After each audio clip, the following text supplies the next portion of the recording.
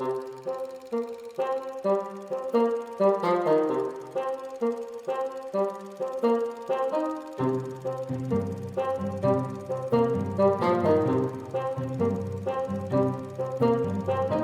célèbre tableau va susciter une bataille judiciaire.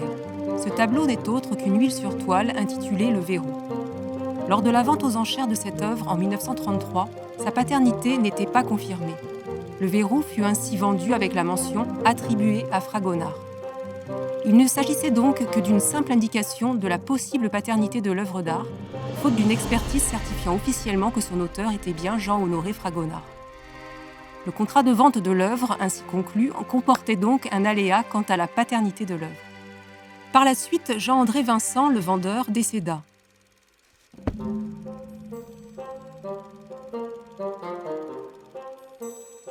L'acquéreur, quant à lui, fit restaurer l'œuvre d'art et parvint à la faire officiellement authentifier comme étant un tableau de Jean-Honoré Fragonard. La paternité de l'œuvre étant désormais certaine, la cote du verrou grimpa alors en flèche. Et il fut par la suite vendu au musée du Louvre pour 5 millions de francs. Les héritiers du propriétaire initial du tableau se sentirent alors lésés et ils considérèrent qu'une erreur avait été commise lors de la vente justifiant la nullité du contrat.